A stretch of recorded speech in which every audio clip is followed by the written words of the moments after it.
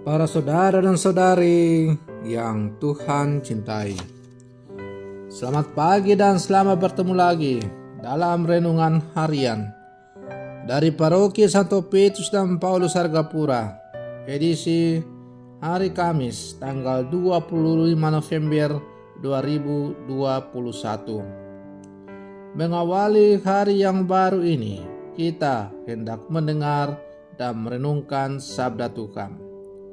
Marilah sebelum kita mendengar dan merenungkan sabda Tuhan, kita berdoa. Dalam nama Bapa dan Putra dan Roh Kudus. Amin.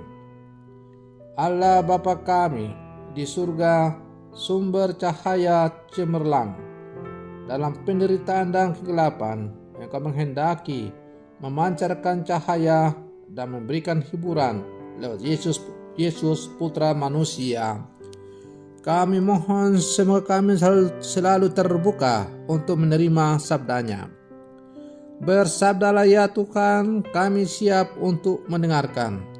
Terpujilah Engkau Bapa, Putra dan Roh Kudus, kini dan sepanjang segala masa. Amin. Para saudara dan saudari yang Tuhan cintai, sabda Tuhan yang hendak kita dengar dan kita renungkan untuk mengawali hari yang baru ini diambil dari Injil Lukas pasal 21 ayat 20 sampai 28. Tuhan bersamamu. Inilah Injil Tuhan kita Yesus Kristus menurut Santo Lukas.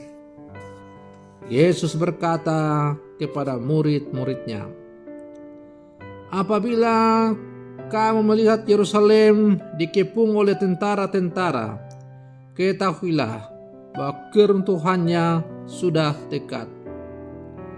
Pada waktu itu, orang-orang yang berada di Yudea harus melarikan diri ke pegunungan, dan orang-orang yang berada di dalam kota harus mengungsi, dan orang-orang yang berada di pedusunan jangan masuk lagi ke dalam kota. Sebab itulah masa pembalasan, di mana akan genap semua yang ada tertulis. Celakalah ibu-ibu yang sedang hamil atau yang menyusukan bayi pada masa itu, sebab akan datang kesesakan yang dahsyat atas seluruh negeri dan murka atas bangsa ini, dan mereka akan tewas oleh mata pedang dan dibawa sebagai tawanan ke segala bangsa. Dan Yerusalem akan diinjak-injak oleh bangsa-bangsa yang tidak mengenal Allah, sampai genaplah zaman bangsa-bangsa itu. Dan akan ada tanda-tanda pada matahari dan bulan dan bintang-bintang. Dan di bumi, bangsa-bangsa akan takut dan bingung menghadapi deru dan gelora laut. Orang akan mati ketakutan karena kecemasan berhubung dengan segala apa yang menimpa bumi ini, sebab kuasa-kuasa langit akan goncang. Pada waktu itu, orang akan melihat Anak Manusia datang dalam awan dengan segala kekuasaan dan kemuliaannya. Apabila semuanya itu mulai terjadi, bangkitlah dan angkatlah mukamu, sebab penyelamatanmu sudah dekat. Demikianlah sabda Tuhan. Para saudara dan saudari yang Tuhan cintai, penghakiman dan pengadilan terakhir dari Allah atas sikap dan hidup manusia pasti terjadi, entah lambat atau cepat. Bagaimana penghakiman itu terjadi tetap menjadi pertanyaan dan permenungan sepanjang zaman. Refleksi tentang penghakiman terakhir menjadi alasan bagi manusia dalam menata hidup dalam hubungan dengan Allah sebagai pencipta dan sesama manusia sebagai citra Allah. Para saudara dan saudari yang Tuhan cintai. Allah sebagai sumber kebaikan menghendaki manusia hidup berdampingan secara damai, saling menolong atau saling tolong menolong dan bekerja sama menghadirkan kedamaian, kebahagiaan bersama atau kerajaan Allah. Allah menolak berbagai kejahatan dan sikap yang menghinakan Allah dan manusia.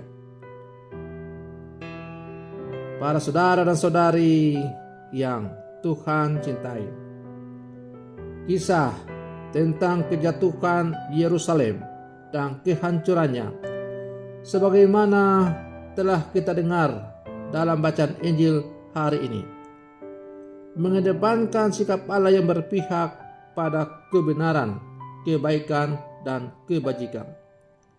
Sedangkan sikap sombong yang menghinakan Allah dan manusia menuai penderitaan dan kehancuran.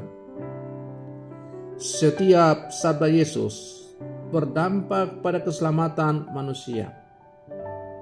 Keterbukaan manusia dalam menanggapi sabda Yesus menghasilkan buah-buah iman, pengharapan, kasih, kesabaran, ketekunan, dan sukacita sejati. Para saudara dan saudari yang Tuhan cintai, melalui bacaan Injil yang baru saja kita dengar tadi, Yesus memberikan harapan bagi mereka yang tekun dalam iman dan pengharapan. Bangkitlah dan angkatlah mukamu, sebab penyelamatmu sudah dekat. Hal itu dikatakan Yesus ketika ia menubuatkan keruntuhan Yerusalem. Yesus menegaskan bahwa yang akan menduduki Yerusalem adalah bangsa-bangsa yang tidak mengenal Allah. Sebelumnya juga sudah dinubuatkan bahwa bait Allah akan hancur dan tidak satu batu pun akan terletak di atas batu yang lain. Itulah Yerusalem lama. Yerusalem yang hanya mengandalkan keindahan bangunan fisik. Yesus datang dan menjanjikan kedatangan Yerusalem baru, yakni dirinya sendiri. Yerusalem lama akan hancur dan identitas mereka akan hilang. Yerusalem baru akan bangkit dan mengumpulkan semua bangsa, tidak hanya orang Yahudi, tetapi siapa saja yang mau datang dan menerima tawaran keselamatan dari Allah. Bertekun dalam doa dan melakukan kebaikan dalam tindakan merupakan bentuk konkret menuju jalan keselamatan.